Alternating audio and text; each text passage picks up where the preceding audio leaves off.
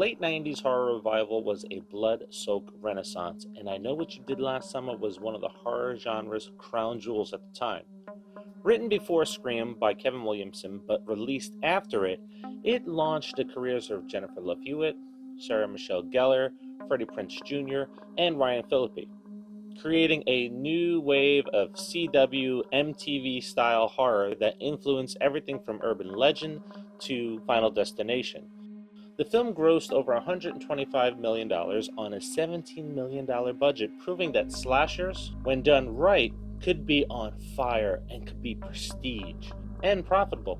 Behind the perfect screams and the glossy teen drama, the making of the 1997 slasher movie classic was anything but ordinary, and today we're going to dive into the 5 things that you never knew about I Know What You Did Last Summer, 1997.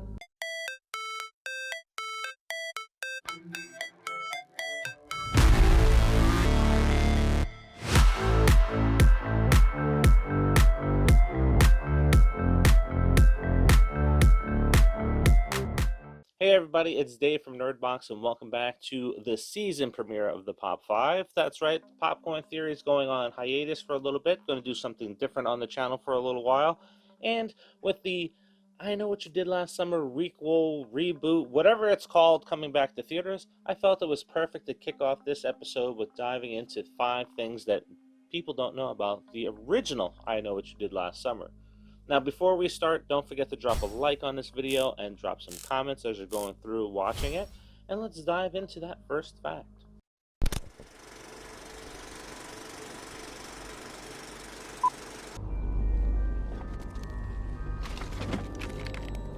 Help me! Help me! Somebody!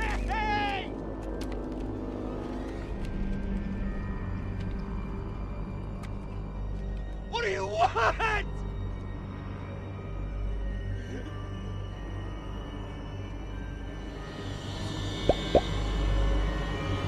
I'm sorry. I swear we didn't mean it. Please don't. When your killer is known simply as the Fisherman, the weapon has to sell the menace. The filmmakers opted for realism, commissioning a full-sized, sharp, stainless steel hook as the killer's primary weapon. Behind you!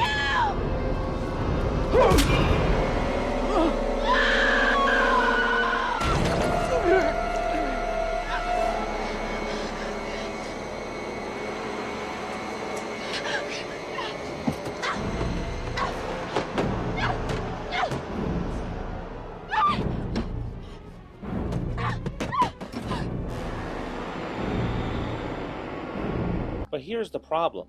They actually used it a lot. And unlike modern horror movie productions, where safety foam props are swapped in for close-ups or stunt-heavy scenes, the original hook from this film was heavy, sharp, and dangerously real. In multiple scenes, including the iconic chase through the store with Sarah Michelle Gellar, killer's actor Muse Watson performed stunts with a real hook. There was no cutaways, no rubber stand-ins, and no CGI touch-ups, just raw metal swinging inches away from the actors' faces. In fact, there was a few accidents on set, leaving some of the cast with some scrapes and some cuts. It's the moment that launched 1,000 parodies. What are you waiting for? What am I waiting for? What am I waiting for? What are you waiting for? You! Julie James, standing in the middle of the road, arms outstretched, spins in anguish and shouts to the sky, watching us and waiting. What are you waiting for, huh? It's raw, it's theatrical. This scene, one of the most quoted and meme moments in all of 90s horror, wasn't even in Kevin Williamson's script. The original scene simply called for Julie to express her frustration being stalked by a killer, but it didn't specify how, allowing for some improv to happen. That's when a young local extra who was watching from the sidelines during filming in North Carolina shouted out a suggestion to director Jim Gillespie between takes. I have no idea where he is, but he was like, I want her to stand in the street and turn around and just, scream, like, what are you waiting for, huh? And I was literally like, are you kidding me right now? Like, this is what I'm gonna do. Okay, this is a great idea. Yeah, let's have this guy come in and say, she's like, and then we were doing it, and it was amazing, and it looked cool, and then and now everybody loves it. It's really fun. Hewitt's performance in that moment is beautifully unhinged. It's a release of panic, guilt, and anger that feels borderline Shakespearean, and it walked a fine line between terrifying and camp. Some fans thought it was over the top, others declared it iconic. Either way, it became a standout clip in all of the marketing and trailers, and eventually a pop culture touchstone. What did you think of that scene? Iconic or really campy? Now, I loved the scene back then, and I still do today. You think a teen slasher flick wouldn't end up in court, but in this case, I Know What You Did Last Summer, the scariest part might have been the marketing department. In 1997, Sony and Columbia Pictures aggressively leaned into one key selling point from the writer of Scream. And that wasn't a lie. Kevin Williamson wrote both. He made you scream. This time, you won't have the chance. From the creator of Scream. Help him, he's gonna kill him! The studio's marketing sold it like another wink at the camera bloodbath, which led Miramax to file a lawsuit against Sony. They claimed that Sony was seeking to profit from the popularity of Scream by misleading viewers of horror movies under false pretenses that it originated from the same source as Scream and was associated with Scream. A judge sided with Miramax, issuing an injunction that forced Columbia and Sony to remove the Scream connection from their advertising. While the injunction was granted before the film's release, the lawsuit opened up conversations in Hollywood about marketing ethics, especially when studios leaned on a popular name or franchise to sell a completely different tone and different film. It also exposed how quickly studios were trying to capitalize on the Scream boom back then. Even if the product didn't match, everybody wanted a taste of what Scream brought to the table. Where is it? If it was a deer, then where is it? Look, man, maybe it ran off. I hope so. I hope we didn't kill it. Fuck that. Let's go. Oh my god.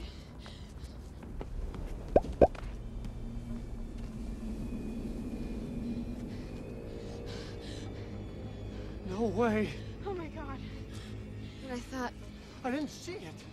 Before the Blood, Before the Hook, Before the Fisherman, I Know What You Did Last Summer was a young adult mystery novel written in 1973 by acclaimed author Lois Duncan.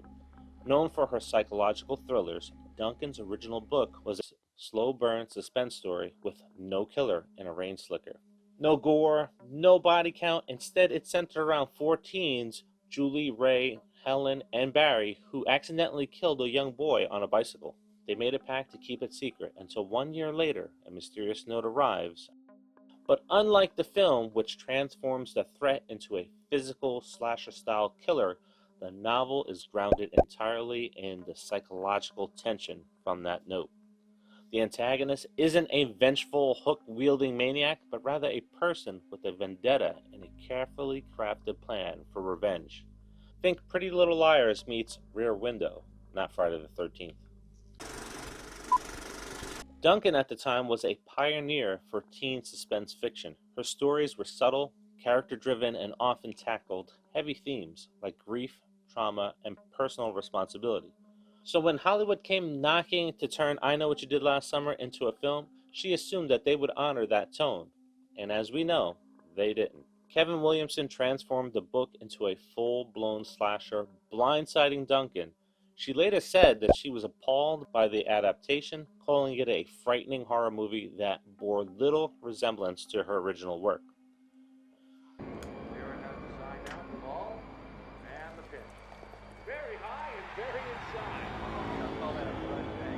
Her reaction wasn't just about creative disappointment, it was also deeply personal. This is the news. Good evening. Welcome to the weekend edition of the news. I'm Dave Brown. One of this state's most notable murder mysteries is not about to be forgotten. That is, if the mother of the victim has anything to say about it. In July of 1988, Caitlin Arquette was shot to death on an Albuquerque street. Now, as Elisa Becerra reports, Caitlin's mother is hoping national publicity puts the case back on the front burner. In 1989, Lois Duncan's daughter, Caitlin Arquette, was murdered.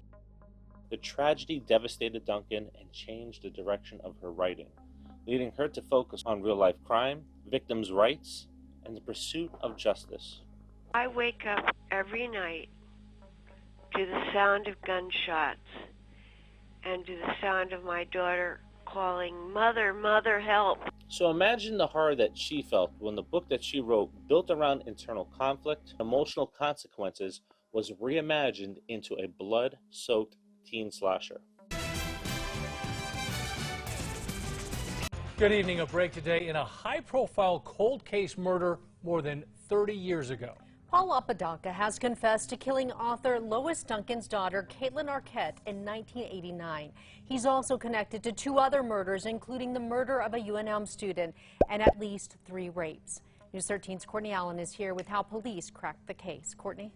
Jess Dean, 53-year-old Paul Apodaca showed up to the UNM police station last month claiming he had found God and wanted to confess to crimes he says he committed decades ago.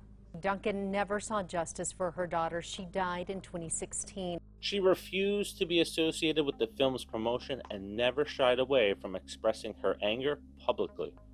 In interviews, she admitted that she regretted ever selling the rights. I Know What You Did Last Summer may have ridden the wave of the post-Scream boom back in the late 90s, but it carved out its own legacy. It wasn't just about blood and the body counts. It was a film that was built around guilt and consequences. Secrets that fester and come back to bite you with vengeance. And fittingly enough, behind the scenes, the film was just haunted by danger, drama, and twist as the story was being told. It helped reignite the slasher genre alongside of Scream with a more polished and tragic edge that gave us villains who weren't wearing a mask, but something more terrifying, our past that comes back with a hook. So whether you remember it being a summer thrill ride or a cautionary tale dressed up in Abercrombie and Frog, one thing is for certain and one thing is clear about this film. You can hide a body, you can hide the truth, but you can never hide a good horror story. Now, what is your favorite 90s slasher film that came out after Scream? Was it I Know What You Did Last Summer? Was it Cherry Falls? Was it Urban Legend? Let me know by dropping that in the comments. And are you excited for the requel of I Know What You Did Last Summer coming out? And do you think that that first trailer kind of mimicked everything that Scream did in its first trailer for the 2022 film? Let me know that also in the comments. Now, before you go, don't forget to drop a like on this video, subscribe to the channel if you're not subscribed, help us get to the next plateau, and stay tuned for some exciting news coming from Nerdbox about our slasher board game and our independent short film that we are working on and currently casting. So until the next time, remember that you can run from your past, but you can't scream your way out of it. Until the next, see ya.